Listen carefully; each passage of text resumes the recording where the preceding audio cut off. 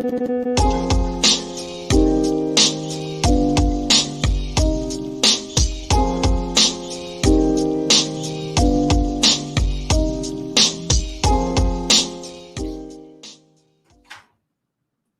No video?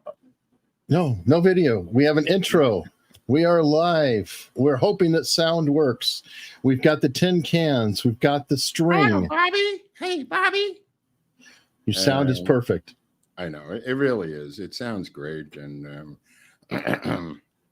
Lenny Bruce once said, if you get into a fight with AT&T because there was a monopoly, this is in relation to Google yesterday, you'll end up with a Dixie cup and a string in your backyard because you couldn't fight this monolithic monopoly in 1959, which later got broken up into all the baby bells, Eric. Mm-hmm. I mention that because people believe that the breakup of these tech monopolies is impossible. When I was growing up, there was just Bell Telephone. That was it. And if you had, they were arrogant, they were nasty. They were the only game in town. And Lenny Bruce famously said, if you don't like gimbals, you can go to Macy's. There was no alternative in a capitalist society, and he compared it to the Soviet Union. This oddity that they had this monopoly, which, of course, is illegal in a capitalist system, which is, I believe, part of the ruling against Google yesterday by the federal courts. Yeah, true. The problem is when you're building out infrastructure or something, you have issues like, while the monopoly is, quote, broke up, yeah, guess who owns all the wires? Right. Right. So it is. Oh, that was a battle, but it eventually sorted itself out, right? I mean, where you have T-Mobile and you've got, all these different Bell companies, all these different telephone companies, but nobody who's younger today knows that there was only one, or remembers or understands that it was the only game in town. They told you what the long distance rates were. I was talking to someone last night about it. Nobody remembers that you had to call people after 11 o'clock at night.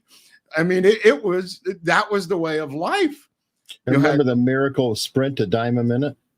Right, but that was later. I know. I'm talking about the status, Google-like status that Bell had. And they just told you to go F yourself if you didn't like, and there was nowhere to go, Hunley. It was very Soviet. It was very Soviet, not unlike the tech things today. Very true. But while we're talking about Soviets, I guess that leads us into other communist regimes like Cuba, who is the subject of today, the Cuban, or not Cuba itself, Cuban influence on Watergate players. Yeah, it's a weird thing because everybody in the media always, with a broad brush, which we're not going to do because we're going to get into each individual player in Watergate, and that's because we don't care about that. People go, well, what could the Cubans, how interesting could the Cubans be? Well, let me tell you something. Each one of those Cubans has a backstory that the media does not want you to know about because it is interesting, and it does shed additional light onto this gang who couldn't shoot straight depiction of the burglars themselves. And the burglars are, we've covered a bunch of the burglars. We're going to do James McCord, I believe, next week will be the last of the physical burglars. And then we'll get into members of the Nixon administration and their relationship to the burglars working backwards.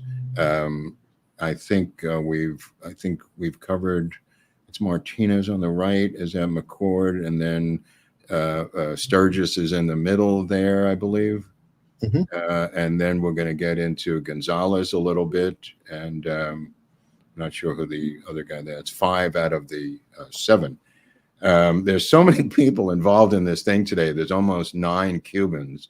So I'm going to try to see if I even remember the different 9 Cubans because it's a little convoluted. Some of them don't have photos available. Can't find anything on it. Yeah, pictures are very hard to find on these guys. There are articles that I have that I'll post on Locals from the New York Times, Miami Herald from back in the day regarding these people like Reinaldo Pico Ramon and Felipe De Diego. These are guys involved in the break-ins, various break-ins, and they were also part of the muscle that Hunt and Liddy had brought to D.C. on numerous occasions. So we're going to get into a very untold story of America's untold stories because nobody knows this story. It is the beginning of Watergate. And you say, well, what's the beginning? Is it the break-in? No. The beginning starts way before that with a douchebag named Daniel Ellsberg and the release of the Pentagon Papers. The Pentagon Papers release. Here he is. Here's Daniel Ellsberg, completely narcissistic, completely insane, totally in love with fame, gets honeypotted by Patricia Marx, the daughter of the Marx toy. She's the heiress to Marx Toys, ironically named Marx.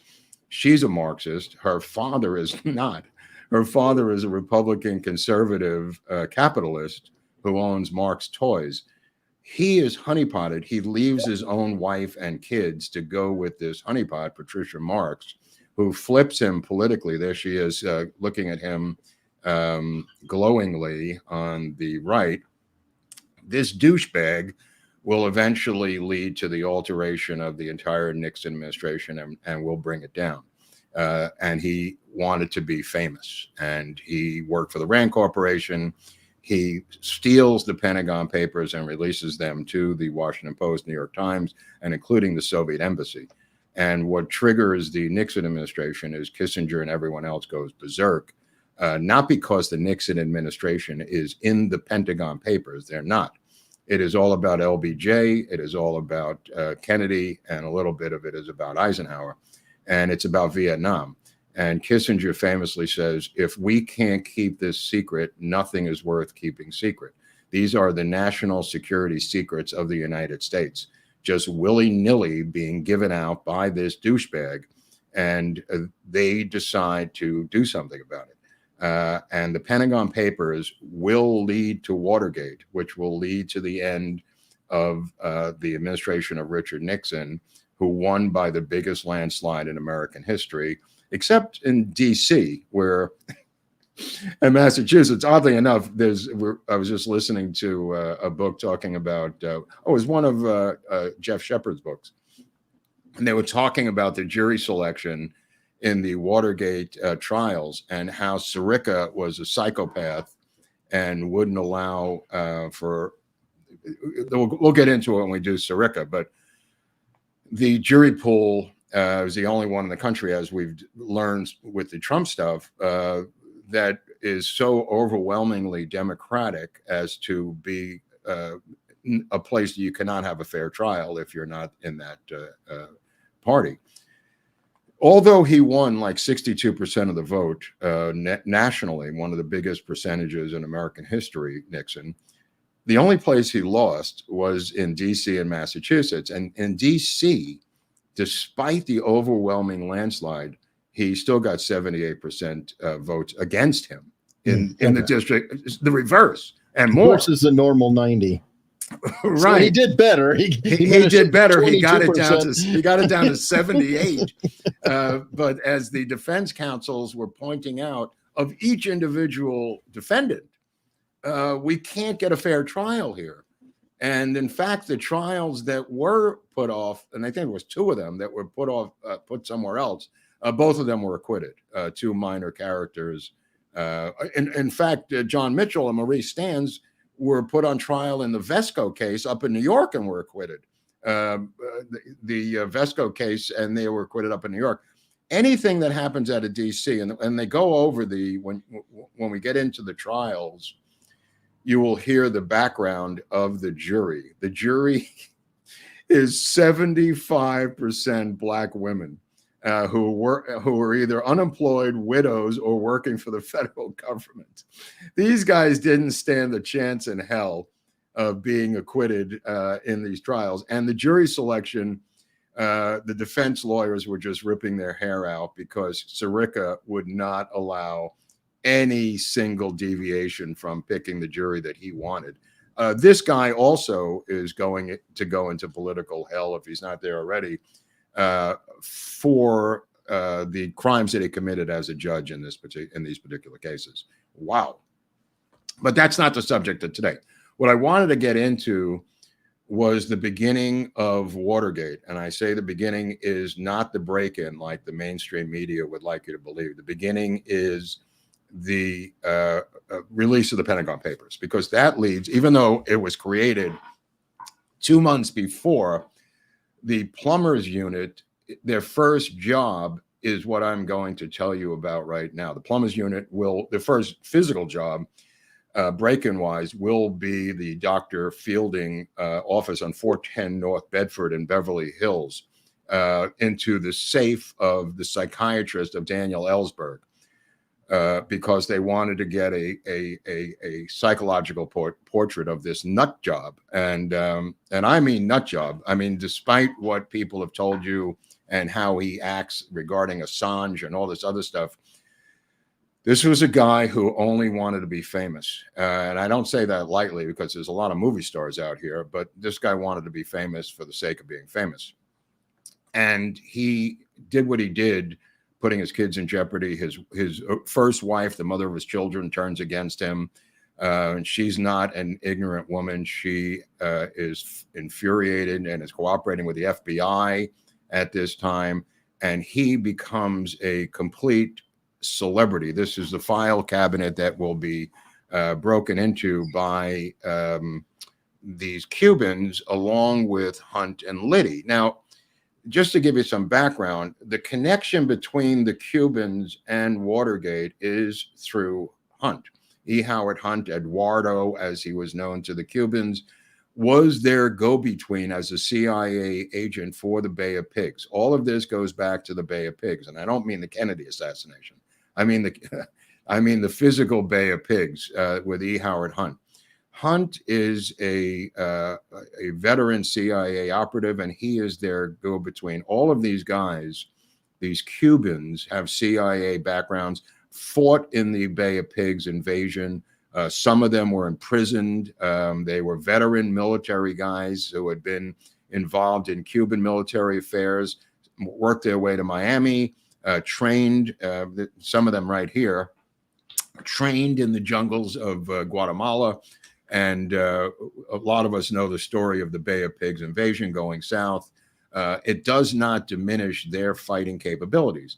These guys then go back to Miami after they're released. Some of them had been imprisoned in Cuba. There is a prisoner exchange with medical supplies and money. Here's some shots here, brokered by RFK Sr., who will supply money to the Castro regime to get the rest of these guys out. Ironically, the Democrats put him in, and the Democrats got him out. That being said, Hunt is hired by the White House, and this is where it starts. Hunt is hired by the White House to ostensibly put together with G. Gordon Liddy a dirty tricks campaign against the Democrats, and this cuts both ways. They had their guys, too, who did the same thing on the other side, and Nixon talks about it on the tapes, various tricks that they had done to Nixon over the years. What they wanted to do was, dirty tricks involving situations with prostitutes and, blackmail or whatever, that were quite common in these campaigns. Now, that being said, it doesn't make it right. It doesn't make them innocent, but it does make them normal in terms of both political parties in that regard. Now, you say, well, where does it start? I'm going to tell you where it starts. It starts with an anti-war campaign where Daniel Ellsberg is going to be the speaker. At that rally on May 3rd, I think it is, 1972 in Washington, Charles Colson says to E. Howard Hunt and to John Dean and to Jeb Magruder — Jeb Magruder is really the go-between between Hunt and Dean and Colson within the White House, and Liddy, who's brought on. But Hunt is the one who's brought over and leaves his Mullen Company cover PR job, which was a cover story for him as a CIA agent. And he will bring his friend James McCord as the communications bugging tech guy, who will also retire. Both of them will retire. And when I mean retire, that usually means that they're retiring to do domestic operations, because it's illegal for the CIA to be involved in domestic operations. So what the CIA has guys do when they are either on loan out to a company, on loan out to an administration, on loan out to some other agency, is to, quote unquote, retire. And I think Hunt retired like 3 times, quote unquote, to be honest, about his retirement problems. So Hunt is brought into the White House, and he is asked by Charles Colson, who is the rowdiest of all of them. And believe me, the book Born Again is completely worth the read, people, like Whitaker Chambers' book. Charles Colson will become a legitimate born-again Christian and everything that means, including a prison preacher, and even when he leaves prison. But at the time, Colson was the biggest mad dog in the administration. Nobody was harsher than Colson. Colson had come from New England politics. He had battled the Kennedys growing up in a rough and tumble New England, Boston Republican world against the Kennedys, going back 10 years before he came into the Nixon administration. So Colson wants a North Vietnamese flag as a souvenir, Eric. He wants an NV flag as part of this process that I'm going to tell you about. There is a rally, an anti-war protest, essentially, with Daniel Ellsberg as the lead speaker. Judy Collins is there. Donald Sutherland is there. It's a celebrity event with various anti-war speakers. I don't know if you have any photos of those people, but ironically, flying to, is Donald Sutherland. That's in 1970. This is exactly 2 years before, so he did look like that. And then Judy Collins, the folk singer, was there, and William Kunstler was there. Daniel Ellsberg was there, and there's Judy Collins. This is May 3rd, 1972. Okay, so they're flying. The Cubans are coming from Miami, and they're being flown into. There's Kunstler. Yeah, and there's actually, if you look on the right, that might be Abby in the background there. It looks like Abby Hoffman. I can't tell. There might be this from the Chicago 7. Let's see. Yeah, no, it's not. No, it's not. It's not Abby.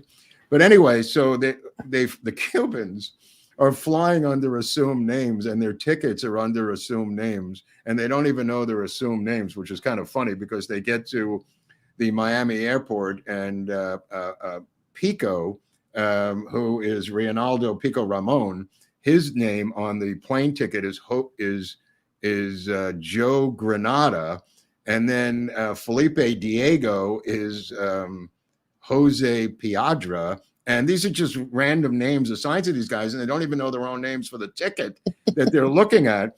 But they get on the plane, and who's sitting next to him? Donald Sutherland, third base. It's kind of funny.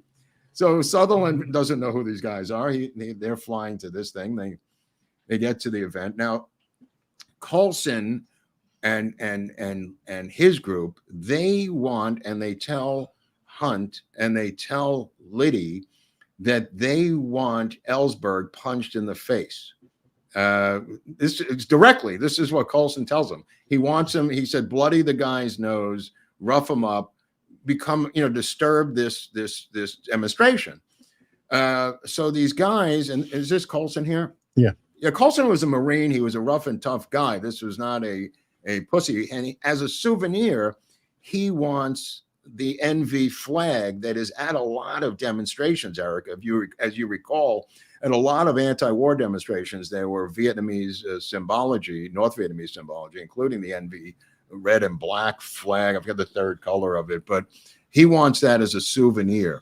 Now, what happens, oddly enough, the next day is something that sets this other thing into motion. It's the death of J. Edgar Hoover. And J. Edgar Hoover dies the same day as this event is supposed to be planned. The event is the next day. And the Cubans are told, they're brought in by Hunt, and they're told that they're going to have to guard the casket of J. Edgar Hoover to prevent these demonstrators from getting into the rotunda and defiling the body of J. Edgar Hoover that's in a casket on display in the Capitol. And these guys are super patriots, as you're well aware. These are guys, like I said, who've been in the Bay of Pigs. They were trained at Fort Jackson in South Carolina.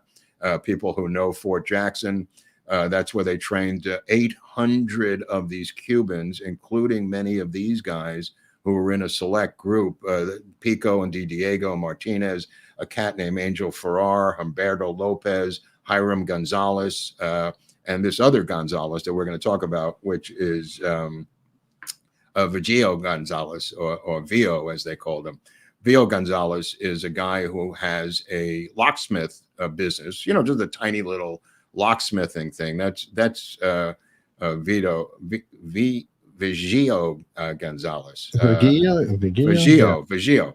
Okay. But there's also a Hiram Gonzales, no relation, and there's also a couple other guys involved. Humberto Lopez, whose son will later become Humberto Lopez Jr., will become a famous bomber against the Cubans out of Miami, blowing shit up that the Cuban government had in Miami. That his son will become a guy. But for the most part, these guys are brought in. This guy here is brought in to rough up and to be the muscle, other than the locksmith, which is Gonzales, to be the muscle to get Ellsberg and Kunstler. And they're told Pico actually knocks down a hippie, and so does Sturgis, as we talked about in the Sturgis episode. Bernard Barker, who had been in a concentration camp in Germany, starts heckling Ellsberg, saying you're an embarrassment to the Jews. They get right up by the stage. There's marshals up there. Barker and three others. There's Bernard Barker, who was half Jewish. And we covered him in the concentration camp in Germany.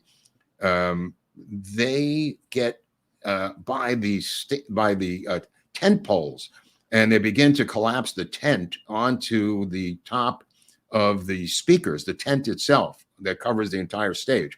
And another Cuban goes for the speaker system and grabs the speaker system and starts to destroy it. So they're doing a lot of damage. But in the front of the stage, Frank Sturgis and Pico and these other guys are getting into a fist of cuffs with the demonstrators and punching them in the face, trying to get at Ellsberg. But Ellsberg is too protected by the marshals for them to get near him. But they wanted to get Ellsberg in the worst way. They wanted to get Kunstler too. But they started to disrupt, which was their main thing, was to disrupt the anti-war demonstration. So they get arrested, or not arrested, but they get apprehended right there by DC police. And two guys come up to the DC police and show their IDs, and they're released, these two men in trench coats. And they show their IDs and take them away themselves. And that was Liddy and Hunt undercover with phony ID, waiting for these guys to be apprehended. And the plan went pretty well. It didn't make the papers that much. It didn't do what they wanted to do ultimately. And they did not get an NV flag, to the complete and fuming of Charles Colson, who wanted a flag. But there's no flag there. It's just one of those that they didn't have a flag, so they couldn't get the flag. But they did disrupt this anti-war rally. Now, keep in mind, all of this is because of the release of the Pentagon Papers.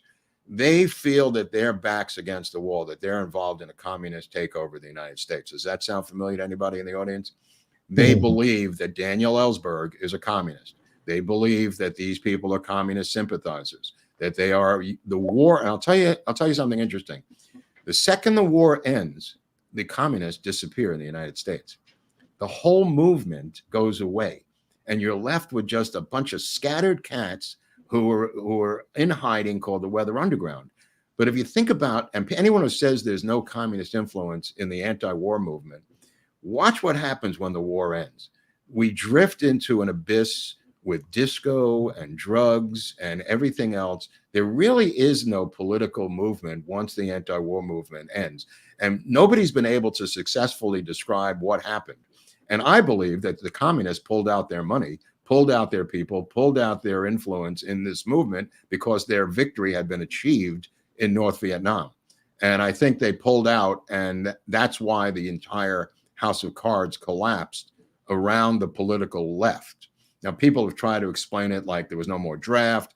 Nixon had already gotten legislation through for a private army. That was Nixon who did this. I believe that the communists were working behind the scenes in the anti-war movement. There's a lot of evidence to prove that. They were involved in the civil rights movement with advisors to Martin Luther King. This is not just speculation.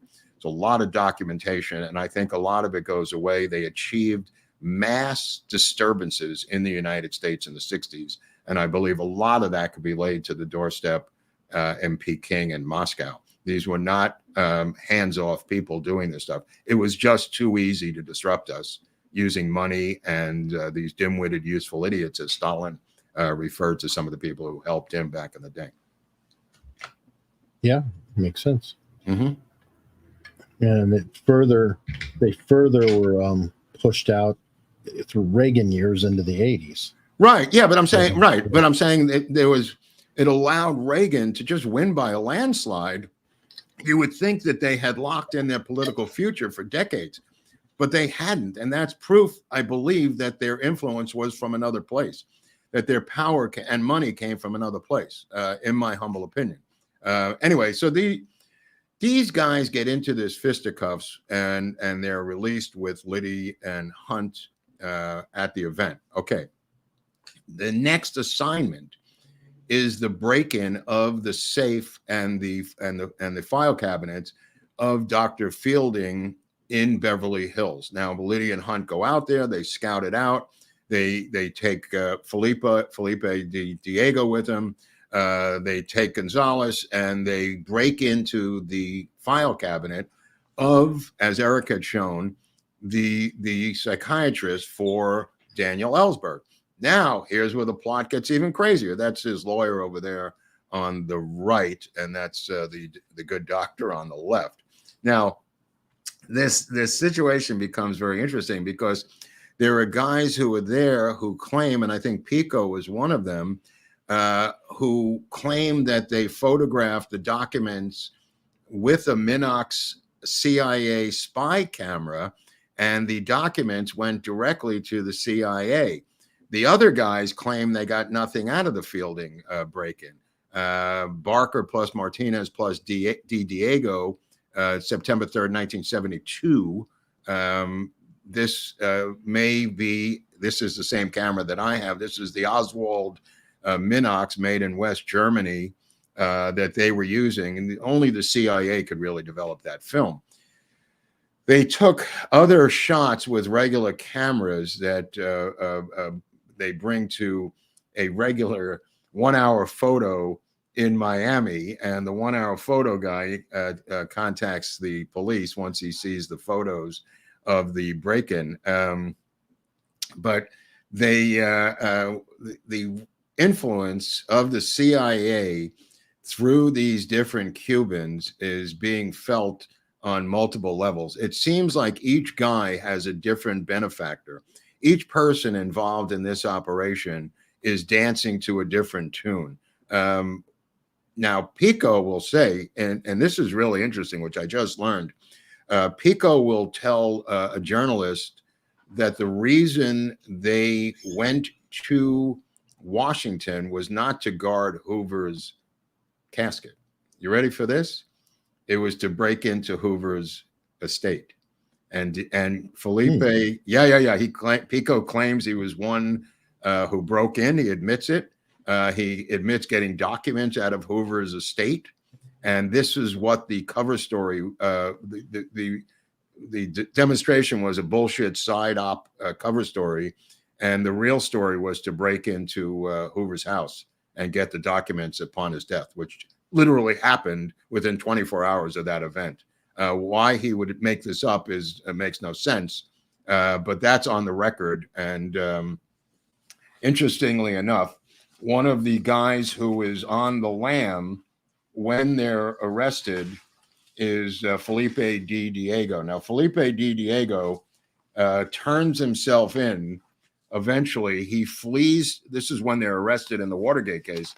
He flees to Caracas, Venezuela, where he's hiding out, and his attorney negotiates terms of surrender and immunity. Felipe De Diego is the only one who doesn't go to jail, Eric. And Felipe De Diego is tied to the CIA. Felipe De Diego is the one involved in the break-in of Hoover's estate, and also claims that he, interestingly enough, in the Watergate break-in, the actual burglary, Felipe De Diego is removed from the building by a guard on the 4th floor when he's doing lookout duties during the burglary. He is removed from the place itself. Which one is which there? I believe that's Felipe on the left. Yeah. Or Yep. And that's his attorney on the right, Rothblatt or someone? Yes, Henry Rothblatt. Henry Rothblatt, quite a character. Yeah, he was involved in My Lai massacre trials and quite a formidable attorney for such a low echelon human. Clearly, he was directed to defend this guy and cuts a deal for immunity. And you can look it up in the United States Appellate Felipe De Diego in this particular case here, which I'll post on Locals, how he gets the immunity. Not every judge agrees with this. This is U.S. Court of Appeals, District Columbia Circuit, 1975, April 16th. He is a rat. He is a plant by the CIA, this De Diego. There's just a lot of crossed wires here of people involved with different things. What Woodward and Bernstein do is cement the folk fairy tale of Watergate. They write the story, they make their movie, they write their book. None of this is in there. And because they need Woodward and Bernstein, more often Woodward, to put out this massive cover story, and Woodward has ferociously and viciously defended his work against all comers for years. And I mean, calling publishers, trying to get other books stopped from being published. There's a lot of stories about just how far this guy was willing to go. And we, of course, covered him in a story about where he came from. So there's a lot of overlap of these different people. But Hunt and Liddy are the guys who are running this situation.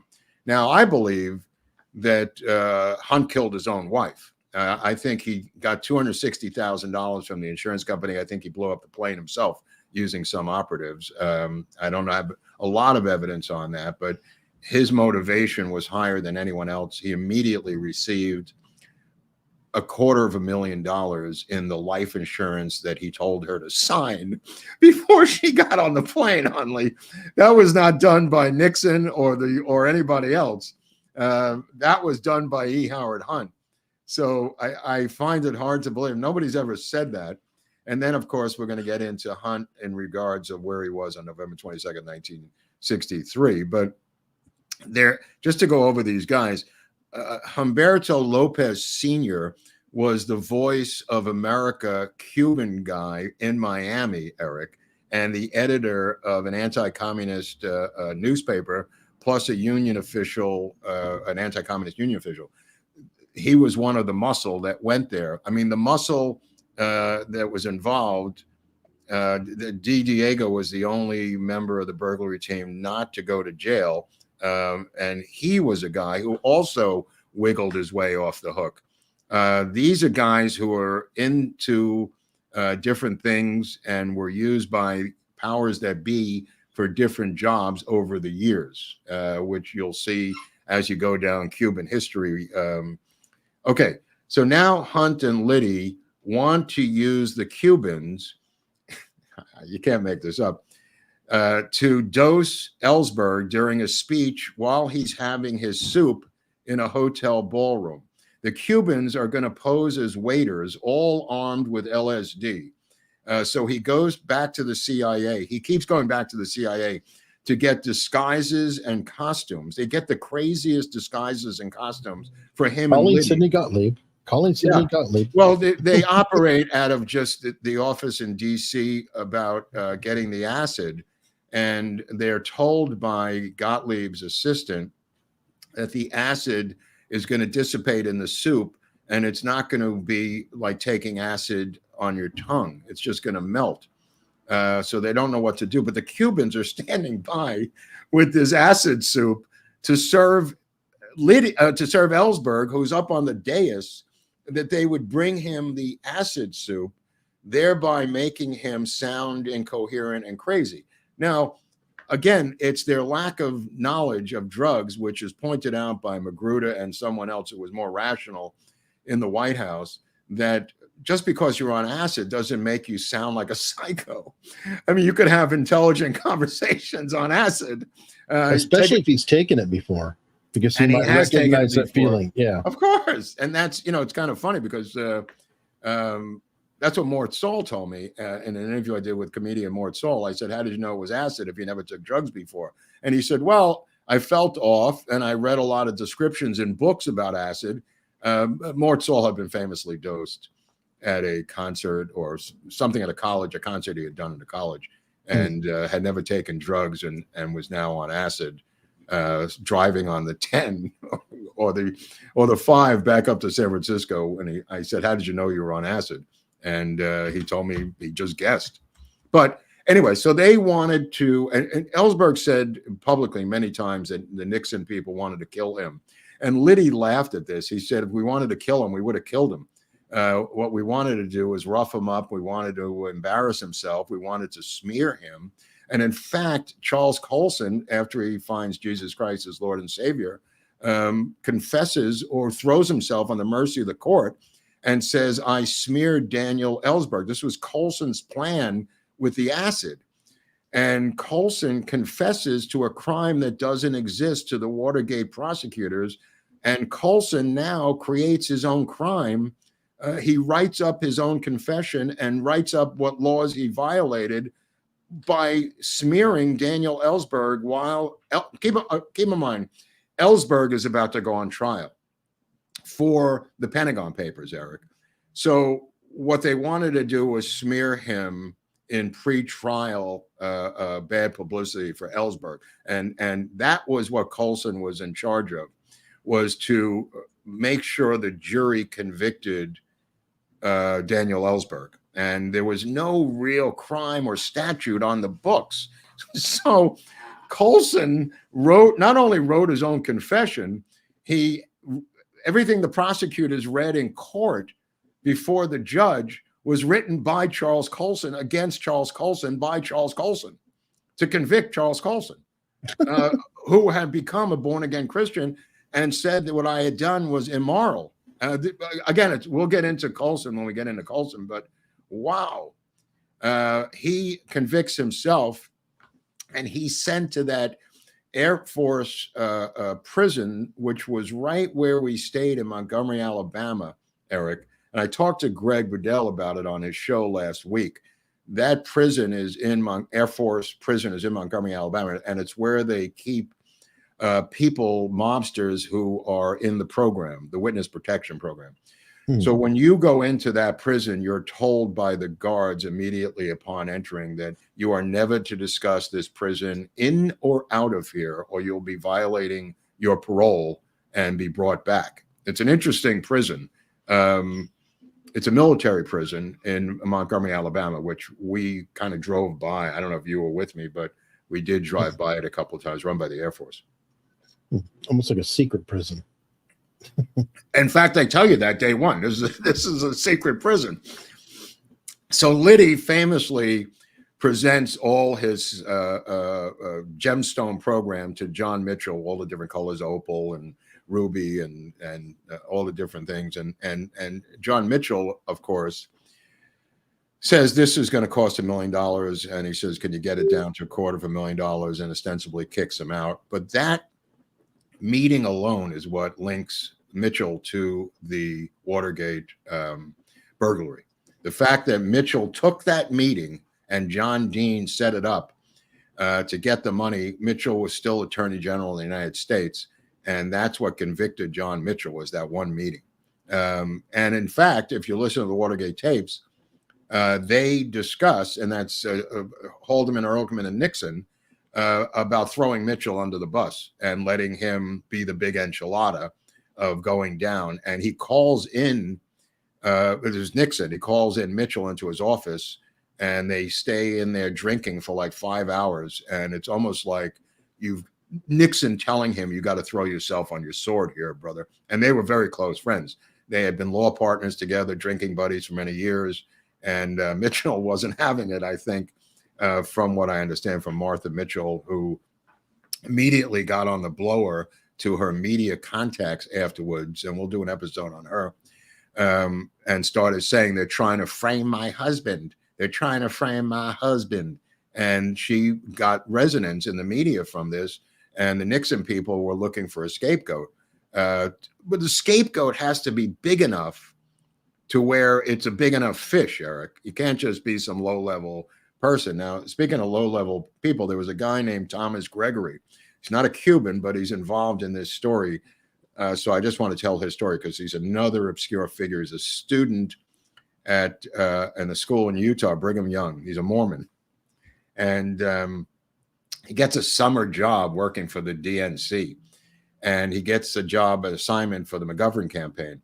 And this is him here. He becomes the guy who maps out McGovern headquarters for Liddy and Hunt, where every photo is, where every telephone is, where every desk is, where every book is. He maps that out because they're breaking into McGovern headquarters, the same group. Now, there's plenty of break-ins. We still don't know all the break-ins. This Cuban group was involved in the Chilean break-in, and I'll tell you why these are important. The Cubans are told there's a Cuban dossier, a Castro-Cuban financial dossier that shows the Cuban financial connection to the Democratic Party. That's why the Cubans are doing this. Now, if you look at it from Martinez's point of view or Gonzalez's point of view, I think one of them said the following. I worked for the Eisenhower administration, no problem. I worked for the Kennedy administration, no problem. I worked for the Johnson administration with no problem. This is true. This is all true. I assumed working for the Nixon administration was just as legit, Eric. And you can look at it from their point of view. I mean, they were trying to overthrow Castro in Cuba, not these guys, but the administrations. And these guys worked for 3 consecutive administrations prior to Nixon, doing CIA stuff, Bay of Pigs. You know, Martinez famously over 300 voyages back to Cuba, trying to transport people in and out. These guys, that was their entire life. They took no money for this. You know, these events that were going on, Barker famously gives them $50 bills, but they don't even care about that. The Liddy and Hunt are getting $3,000 and $6,000 a piece per break-in. They're getting paid. You know, if you multiply that by 8, I mean, that, you know, it's about 25,000, right, Eric, a break-in or something like that, yeah. Right? Yeah, I mean, that's 200 grand. It's a lot. This is above and beyond what they were getting paid as consultants from the White House. So you've got this connection to the White House. And when they're arrested, of course, they find on the burglars the connection to Howard Hunt. And then, of course, famously, Woodward calls up Hunt, who's in his house with his crazy kids. He's got St. John Hunt, who's got a band called the Deceivers or something. I forget the name of St. John Hunt's band. A daughter who is a CUNT, and then another brilliant daughter who's going to Smith, who's an absolute genius. So there's the good daughter, the crazy daughter, and then the stuttering St. John Hunt who'll become a heroin addict later on, or he's like 15 years old at this point. He becomes an accomplice for his father. His parents go off to Paris, and this is the summer of Watergate. He's left behind with his father. And once they get busted at Watergate, his father says, "Can you help me?" And he says, "I guess so, Dad." And they go and throw all the equipment into the river in the middle of the night. So St. John Hunt becomes an accomplice to the entire Watergate break-in. Yeah. But the Cubans look at Ellsberg as a commie. They certainly look at Kunstler as a commie. Donald Sutherland is wearing like a North Vietnamese regiment outfits. I mean, look at it. It's like a red flag to a bull. You know, Barker is an older man, Bernard Barker, but he's still the leader of this group in terms of political leadership. But the question is, what did they get out of Hoover's house? I don't know what they got out of there, but I'm going to do some more research into that. But you know, the all Barker had to tell them was commies. You know, that these anti-war protesters were commies. Now you've got Pico, you've got Martinez, you got De Diego.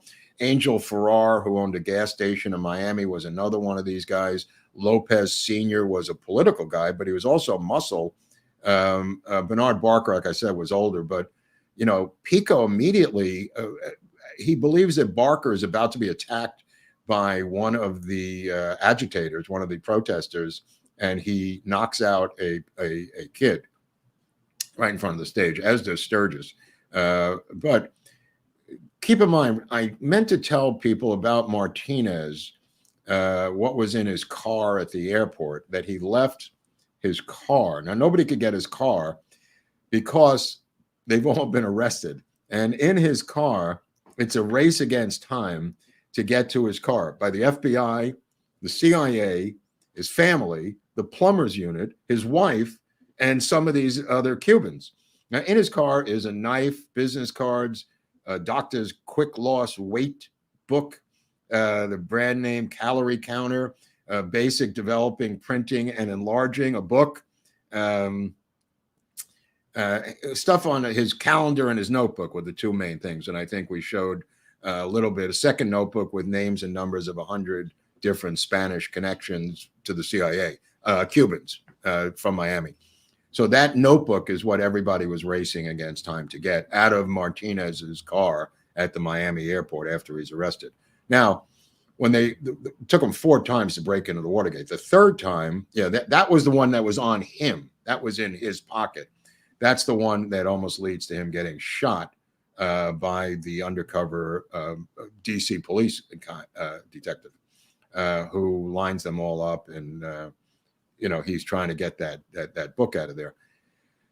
But the interesting thing, getting back to Vio Gonzales, the locksmith. Now, Vio Gonzales is brought as a locksmith, and he goes to pick the lock on the third Watergate break-in attempt. And he says famously, "I don't have the right tools." And Liddy loses his shit. This is on Saturday night in July. And he is sent back to Miami on the red eye by Liddy to get his tools, and comes back by Sunday afternoon. I don't know how fast this guy got there, but he got there so fast that he had the right tools. And they said that he brought the entire locksmith store with him, like every tool ever made for locksmithing, Eric. He unveils it, and they all kind of applaud, saying, "Oh, bravo, bravo, Ramon, bravo," And he begins to take apart that lock with a pressure wrench, and he literally takes it off. Liddy had come down from the hotel to see if this guy had damaged the lock, which would have been a dead giveaway to the police or the guards, the security guards. So Liddy comes downstairs, looks at the lock. It's not completely damaged by Gonzales. He orders Gonzales to fly back to Miami and get every freaking tool he has. And then on the 6th floor, when they come back, this is May 28th, 1972, by the way. Gonzales used a pressure wrench to get the lock off of there and get in there.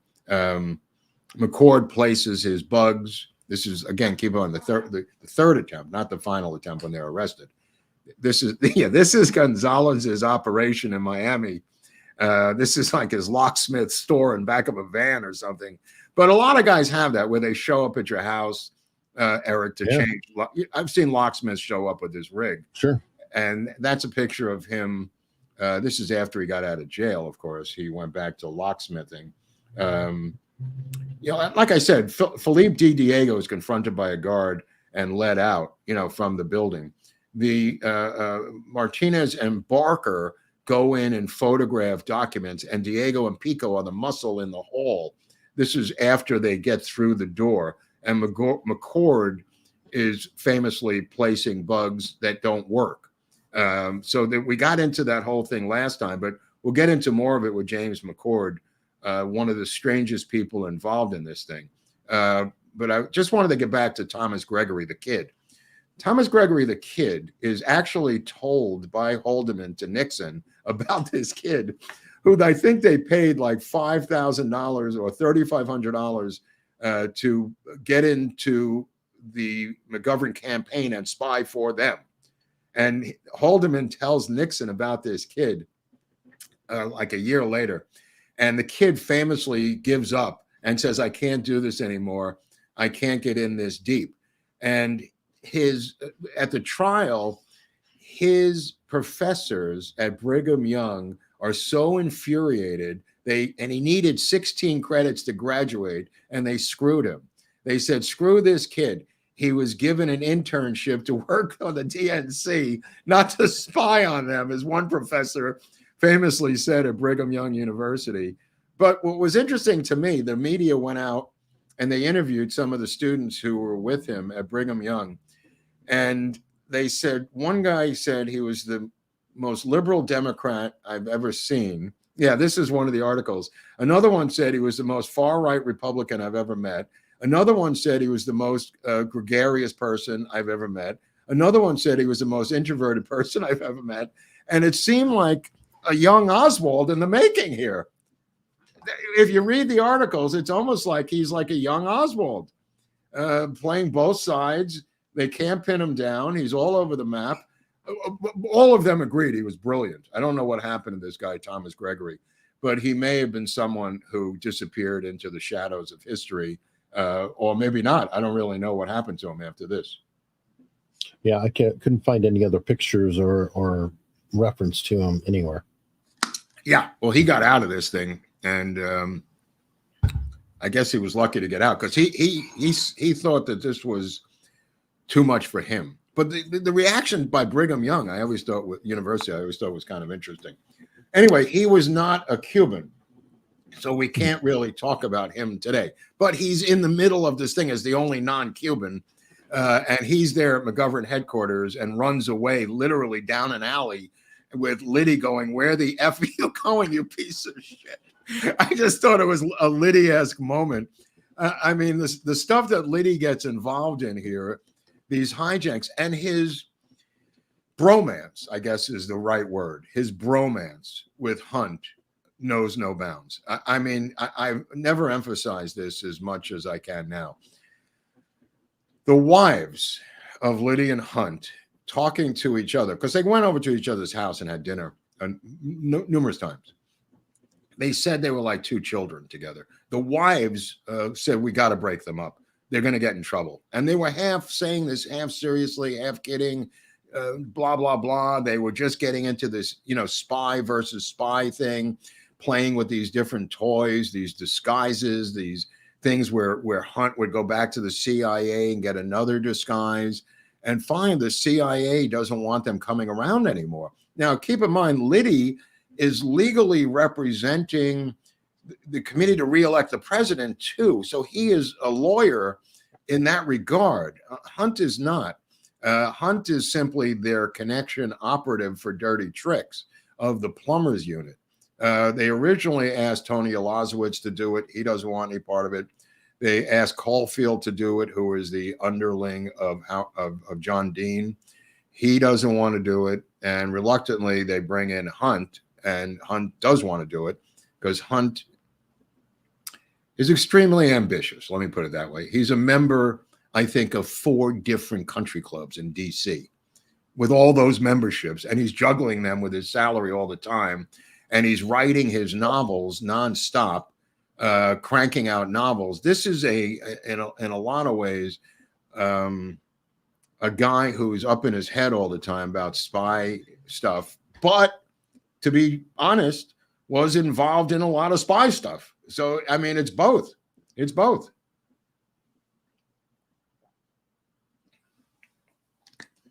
Yeah, I mean, he something right out of Central Casting, and we'll get into Hunt's involvement with JFK. But right now, they're reporting to Chuck Colson, and they're reporting to Jeb Magruder.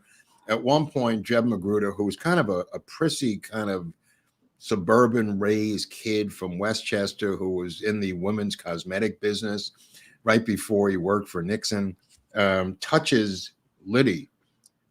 He touches him by tapping him on his shoulder out in the street after they left the White House. Liddy stormed out, and he didn't like the fact that they had told him he would get $1 million for Gemstone. He was humiliated during the meeting with John Mitchell. And he left the meeting, went outside. I think he was smoking a cigarette or something on the curb.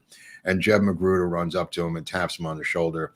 He takes Jeb Magruder and twists his arm in back of him and says, if you ever touch me again, I'll break your arm off and beat you over the effing head and kill you with it. And Magruder just goes, okay, way to go. And I think Magruder and Liddy were like arch enemies for the rest of their relationship. Magruder, of course, will go to prison as well. Liddy famously will go to prison, not revealing anything.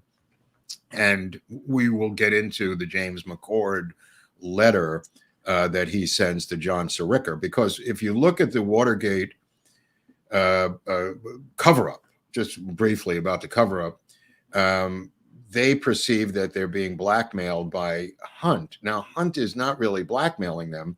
He's demanding money for their lawyers. It's not like, and he's giving money to the Cuban lawyers on top of this. This is a great photo because there's Liddy on the right and there's Hunt in the foreground. But the shakedown, as they called it, for money was not so Hunt could vacation in the Bahamas, for Christ's sakes. This was to pay the lawyers for himself and the Cubans. And there's, rightfully so. I mean, they were doing the bidding of the administration. These guys didn't wake up one day and say, we're going to break into a psychiatrist's office and blackmail him. These were not even crimes, is what I'm saying. The fact, if you look at their individual trials, they should have been convicted of just burglary. You know what I'm saying? But they level all this conspiracy and obstruction of justice, all this stuff on them as political pawns. And these Cubans really got screwed. And they talk about clemency, and Nixon, to his discredit, does not even want to consider clemency for the Cubans, right?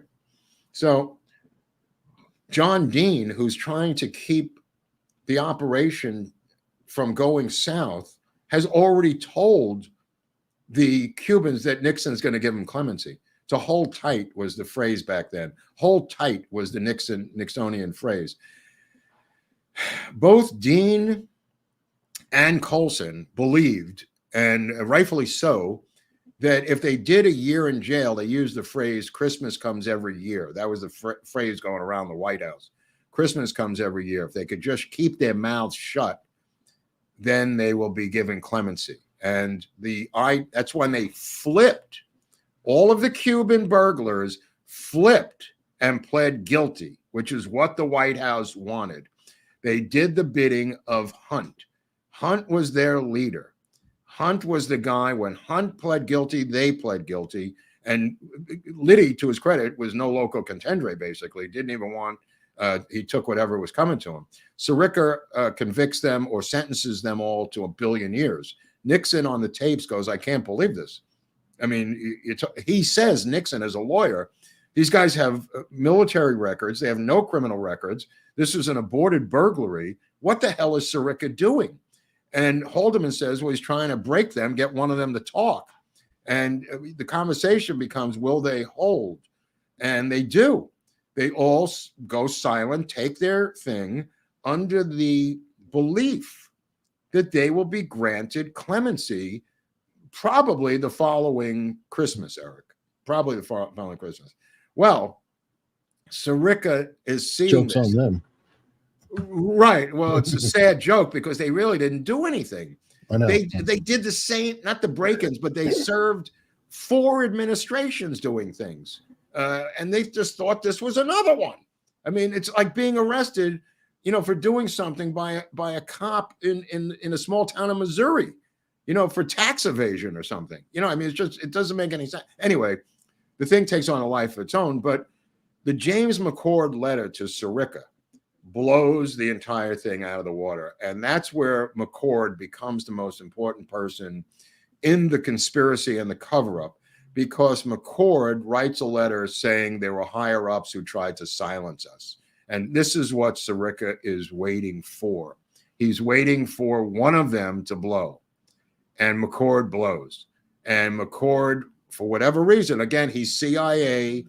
Everything is going to the CIA from Hunt, everything from McCord.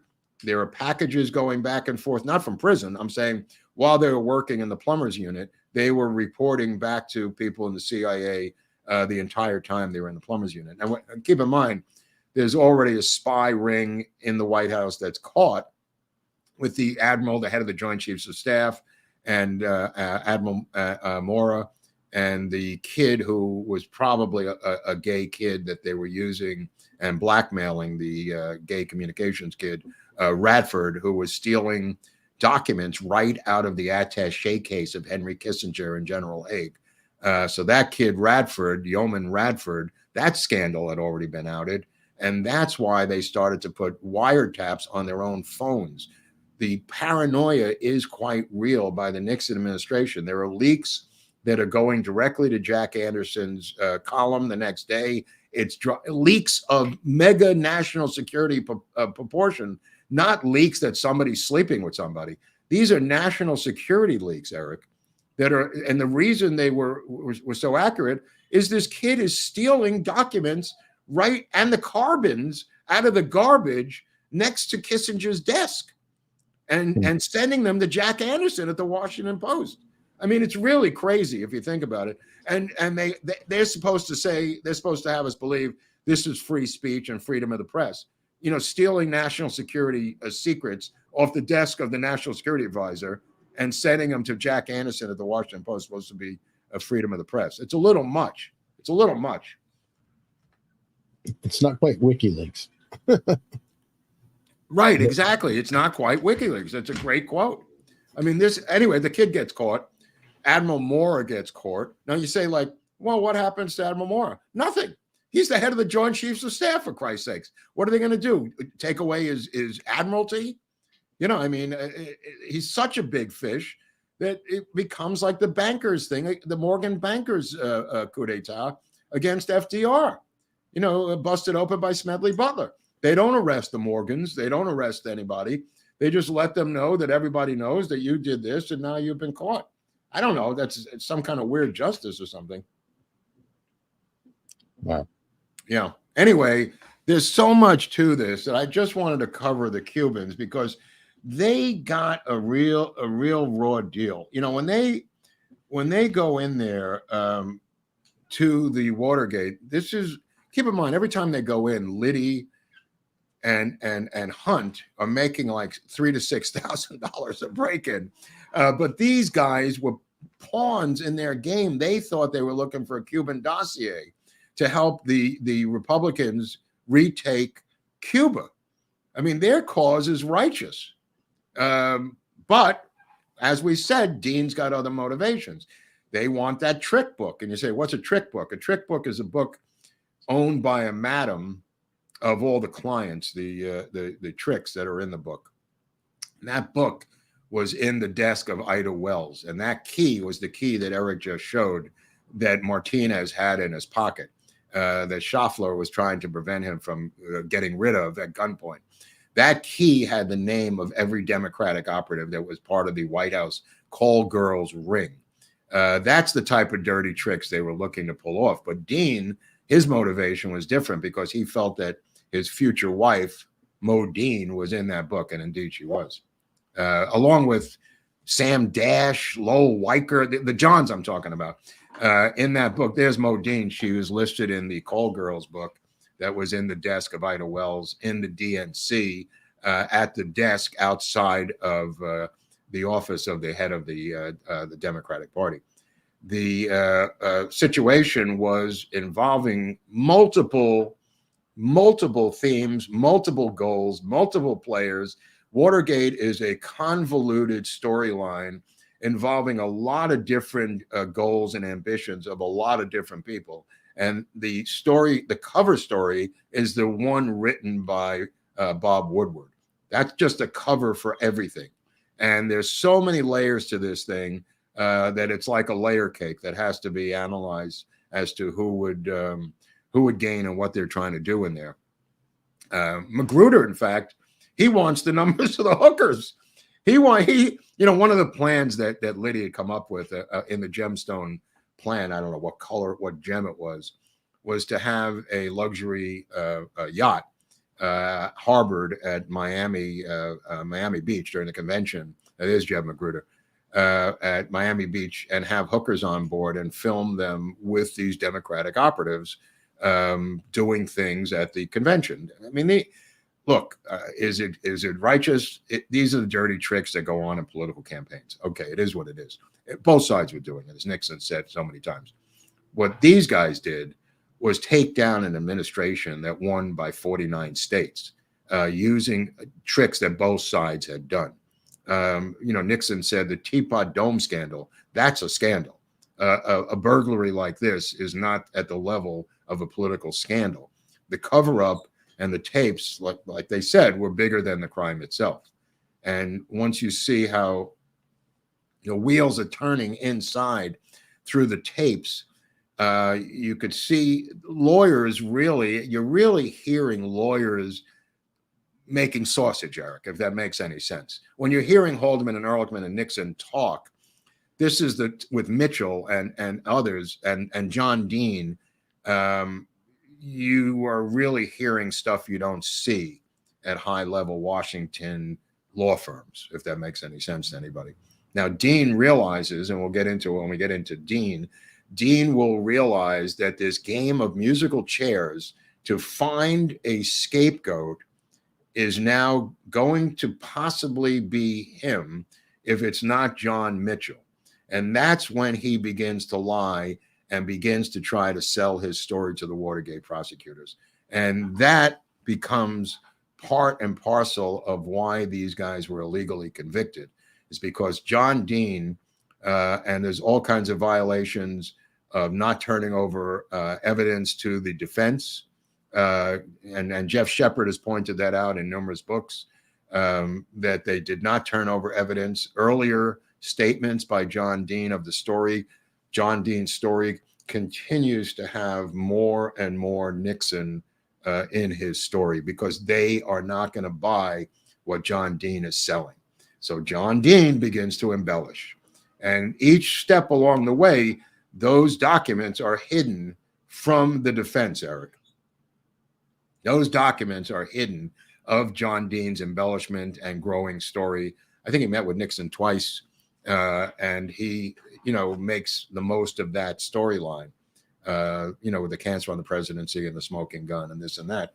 But there's earlier versions, 2 minutes before that, of John Dean saying Haldeman and Ehrlichman are above reproach, along with the president. So, I mean, which one do you take? Which document do you take? Yep. And meanwhile, this guy's meeting with Sirica on the side. Who is that? Jaworski. Oh, Jaworski. Well, both of them did it. Cox did it too. I mean, they both violated every rule known to man. The real driving force is John Sirica. He demands that this be put on television. He demands that he makes these secret deals. He becomes the prosecutor in chief of these cases. This guy's a psycho. John Sirica, who was ostensibly a rhino, decides that this is his last chance for fame. He's about to retire, and he realizes I think he's 64 when this starts. At 65, he's going to be forced out. So he begins to speed everything up so he could be the judge in these different cases. And he had been overturned quite a bit in the appellate courts. Also was a hanging judge by most people's estimate, Eric. Yeah, that was his supposed right-wing part.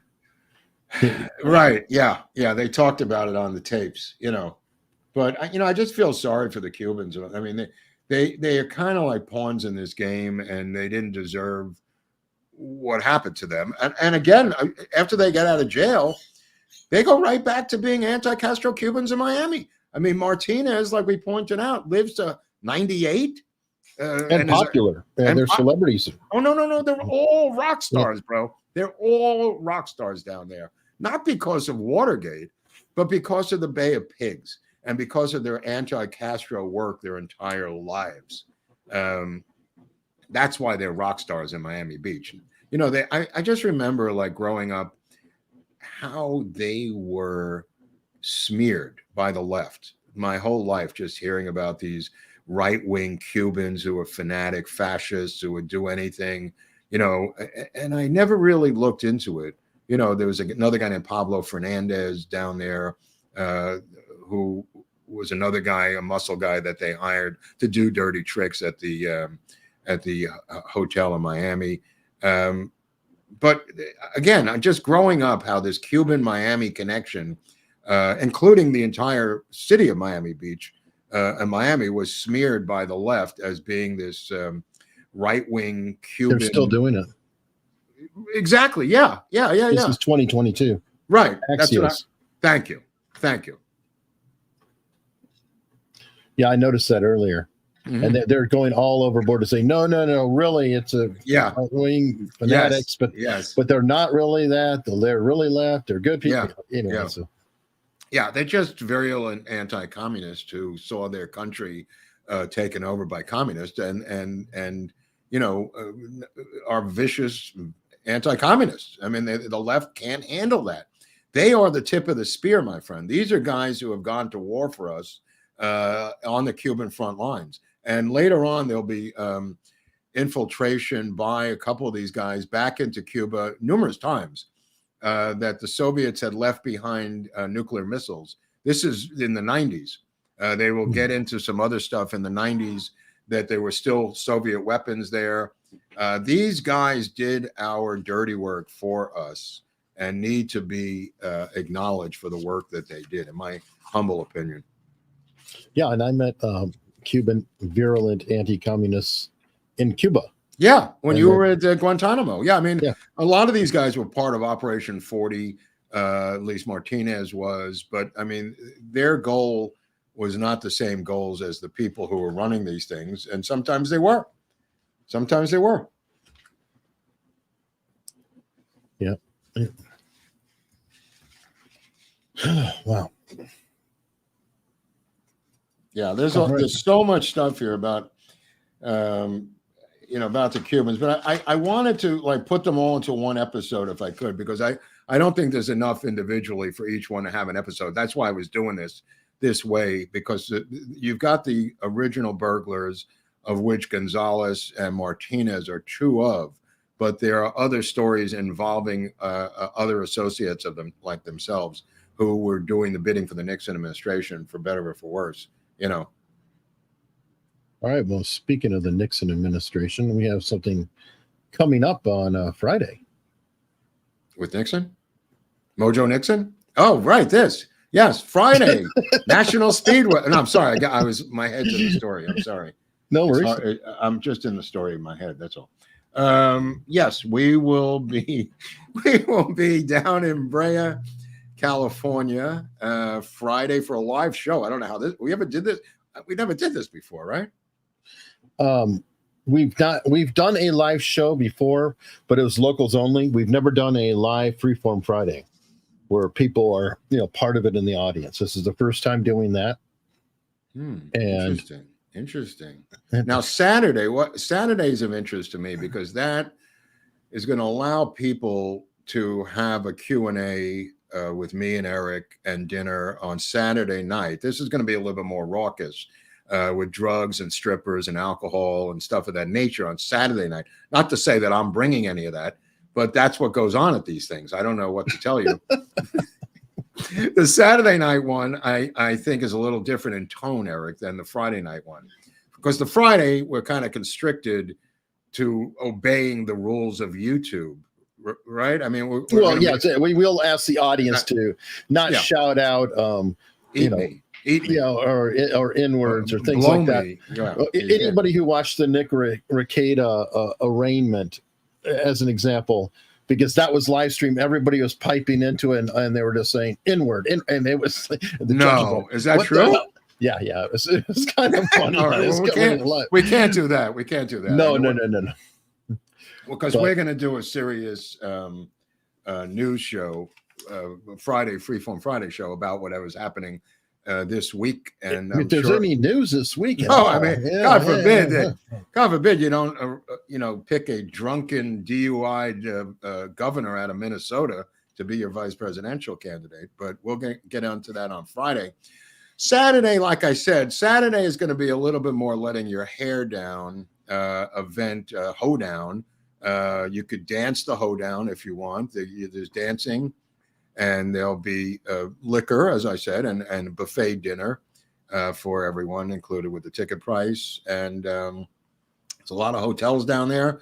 We will be accessible to all your crazy questions, and we'll legitimately try to answer your crazy questions as best we can. Bring your crazy questions for the Q&A, and we should make them stand up. We should hold a card with their name like Biden did. He goes, Jeff Johnson. Where's Jeff Johnson? Okay, go ahead, Jeff. Stand up. Associated Press, Jeff Johnson.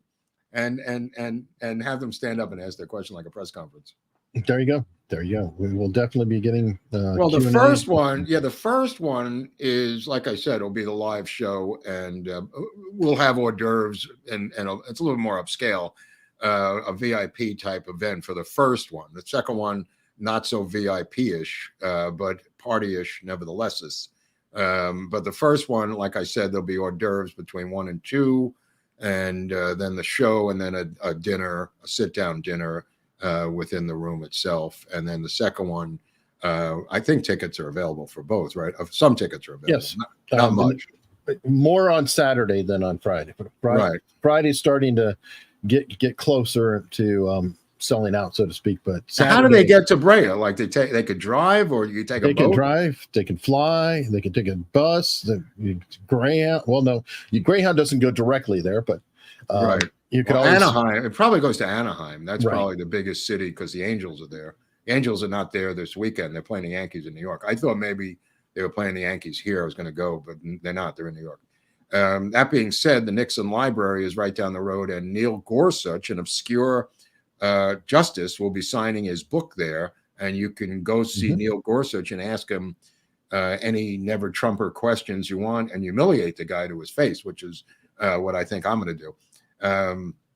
They'll probably drag me out of the library in chains, but nevertheless, this is really weird. Some group in Pasadena, some huge, some Republican club has asked me to be the speaker at their dinner. So I'm going to do that. It's like a Trump themed Republican club that's about 100 years old, but it's all Trumpers apparently. And I'm the speaker now, apparently, August 28th.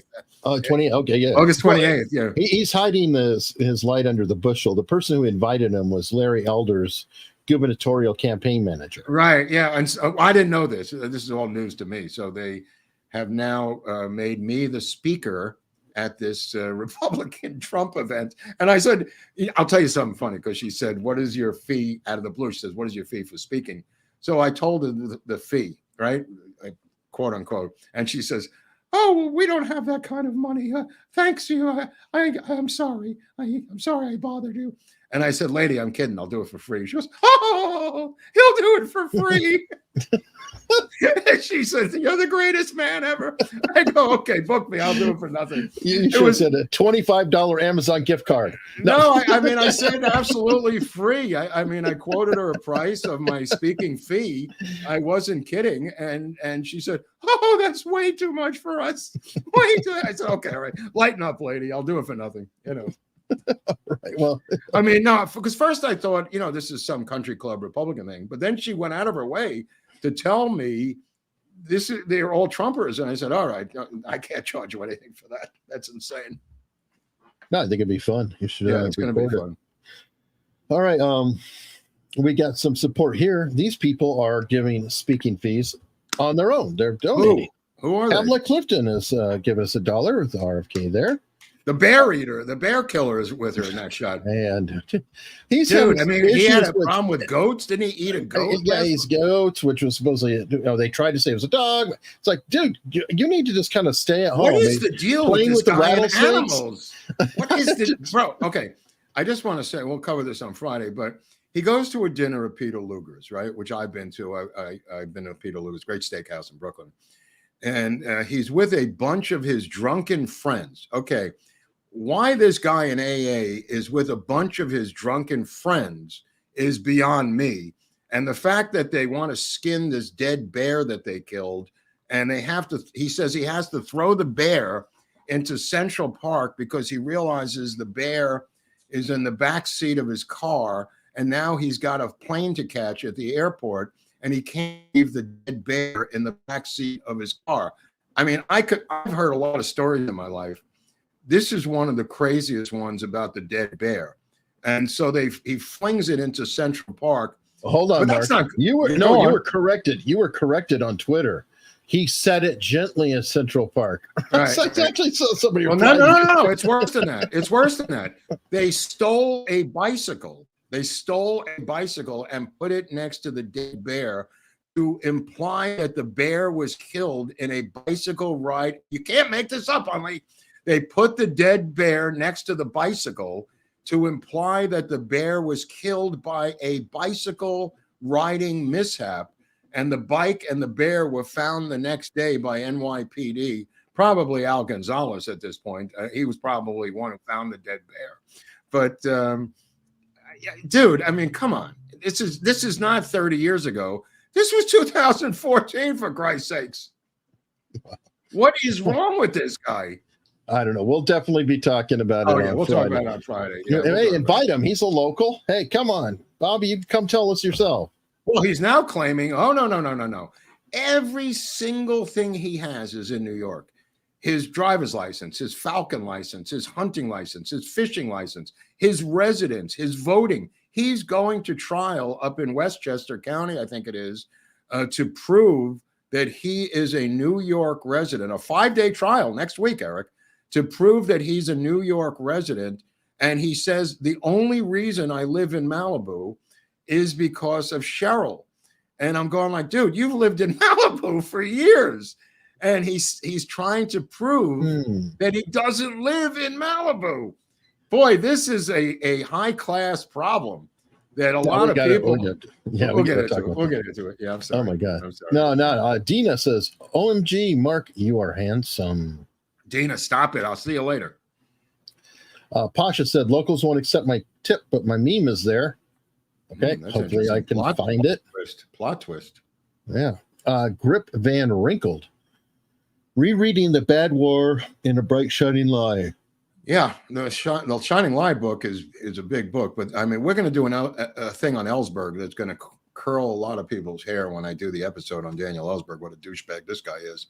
I had no idea the level of douchery coming out of that douchebag. I mean, he caused so much damage. One douchebag caused so much damage, negating the votes of hundreds of millions of people, destroying an administration for no reason, all because he wanted to get laid. Wow. And she's not that hot. No. Dickerson. But it depends. I mean, look at Clooney's, there's something about these honeypots, that get that guy. And honeypot is not just a knockout thing. There's something about their ability to get these guys. True. Dick Dickerson's back, 20 memberships. Thank you very much, Dickerson.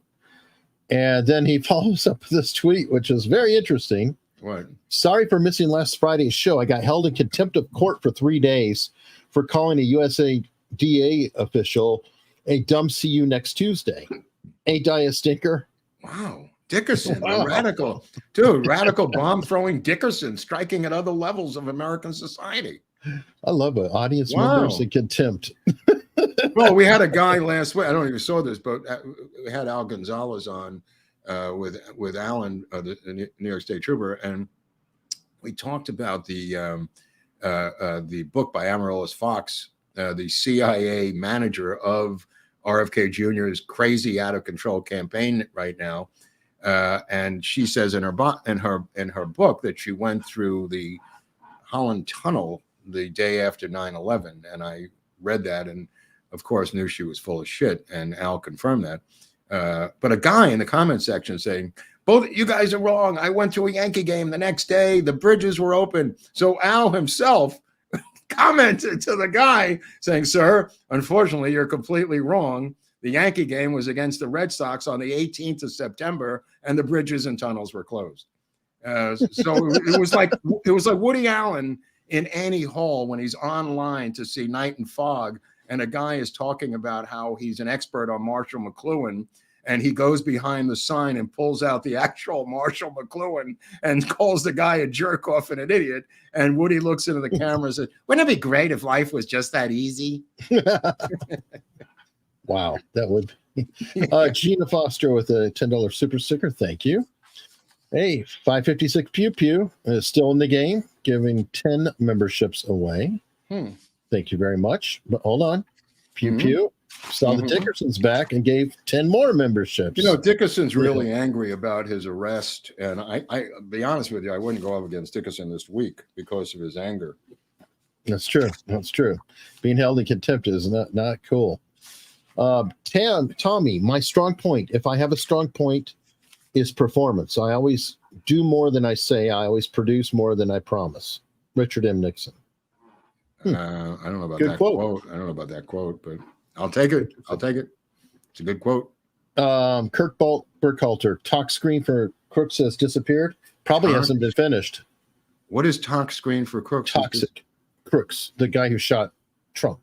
Oh, screen. It hasn't come in. No, yet. I mean, it's not a question. We're waiting for I am waiting for the toxicology report. I think we know the cause of death is the thing to the thing, right? Yes. But there's a bullet to the head. Yes. You're allowed to say that? A bullet? Well, because it's externally applied versus no. But I'm apparently. waiting for the toxicology report. That Friday news dump by Roe was unbelievable. Wow. And he revealed in there that they've never had a counter sniper team at any Trump rally in the press conference, by the way, or the press news dump on Friday night. Figures. Let me see. David Presley, what do you think was on the missing 18 minutes of the Watergate tapes? I've always thought it was JFK assassination or fake moon landing. Come on. Jeff Shepard said she erased it by accident.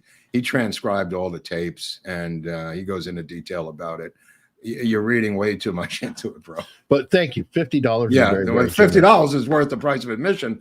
But fake moon landing, that would be funny. That would be. We could land on the moon. I know it would be wrong. But if we landed on the moon, Henry, would it be ours or would it be the Soviets? Who would actually Kubrick?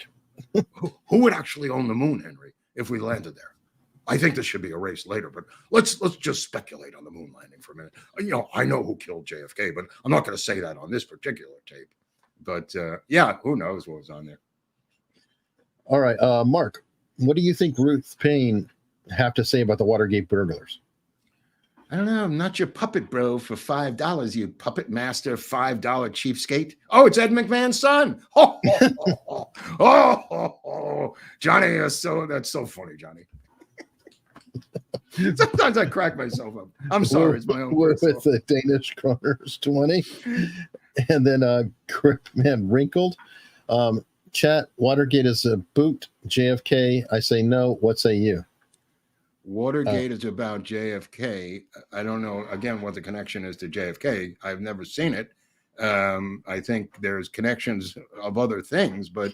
Well, he was taken out like JFK. It's just he walked away versus the carry. I mean, look, the entire JFK administration did not go to jail.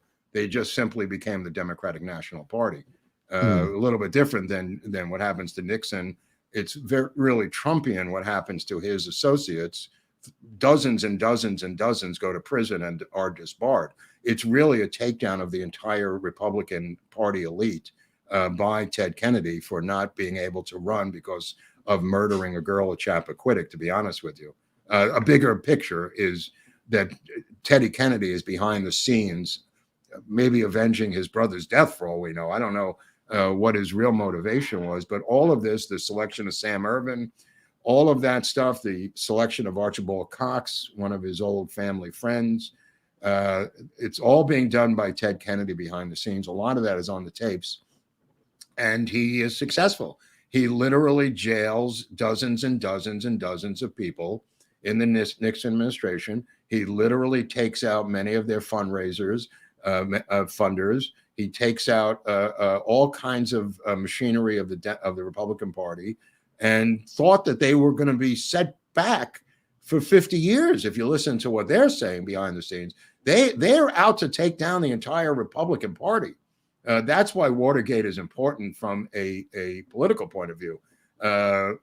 This is a thing that Kennedy is set out to do simply because he can't be president. Yeah. Yeah, long-term revenge. All right, Eric Arson, why did you guys skip the RFK assassination and go straight to Watergate? We actually have 4 episodes on RFK and Sirhan, including Mark speaking at the parole hearing. So you might want to double check on that.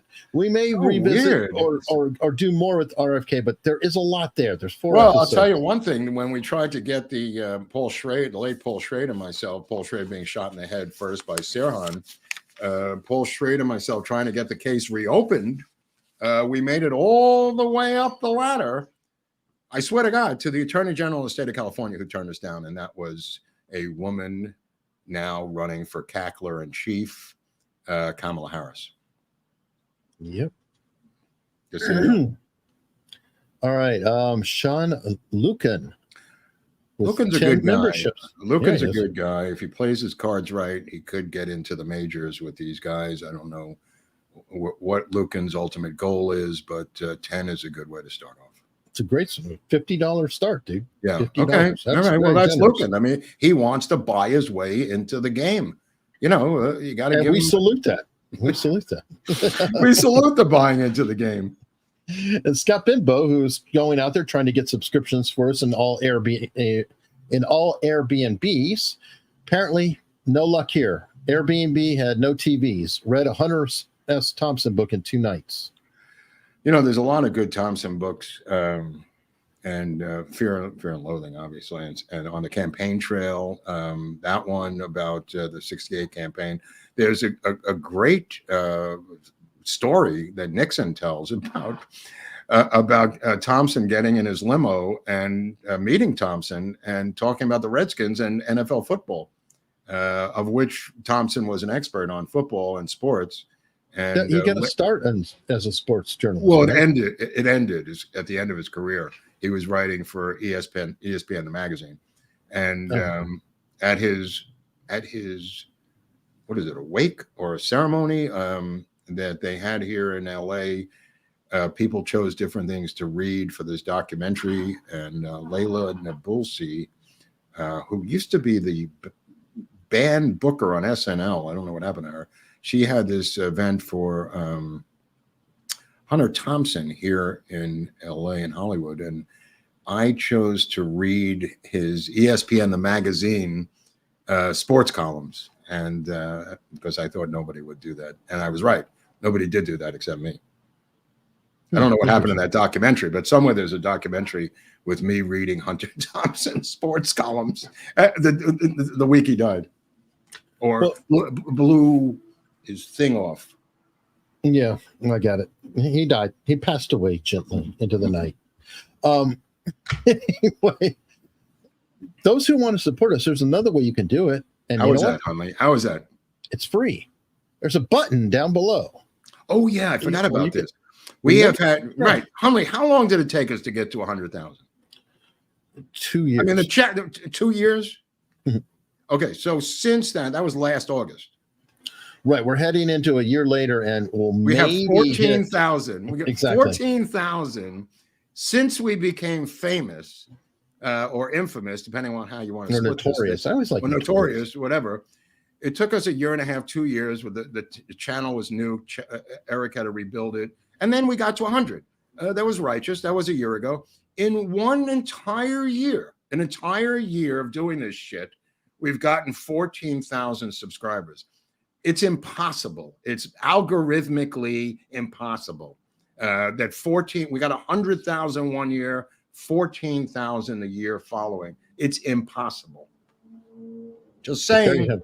But it's up to you guys. You can make it happen. Yeah. I think go find 96,000 of your friends and overnight subscribe to make it 200,000. Or you could even do it with 86,000. Or 86,000, whatever the mathematics are. I'm not good at math. I am good at smelling a political rat. And I think Google's time has come where the federal government is now going to try to dismantle Google, where I'm going with this story. because somebody is cock blocking the subscriptions. They make no electronic sense, no algorithmic sense. We've had over 20 million views, and yet 14,000 people in the span of a year we're supposed to believe subscribed to this channel after 100,000 the year before. It's absurd, bro. It is. Scott Pimpo, one more comment, and we'll be heading to locals. Hid the Woodward books. Oh, you don't have to hide them, but I mean, it's interesting that he wrote the cover story, the bullshit story of Watergate. Google is the government, dude. Yeah, you're probably right. But which government? I mean, the administrative state, or, which administration are you talking about here? I mean, get that Indian son of a bitch under lights, and not just the Indian head of Google. I want the people who are all the way at the bottom under oath, the people who censor us, because that guy's got bullshit that won't quit. He's like the Zuckerberg of Google. I want the people under oath who are the censors, the people who block us and demonetize us every week. Little whistleblowers have to come out, as Bongino is now calling for members of the Secret Service that he knows to come out as whistleblowers. We're calling for whistleblowers out of YouTube. Well, they seem to be, they are coming out when you're talking Secret Service. Yeah. Left to right. And they all seem to have a Holly on a speed dial.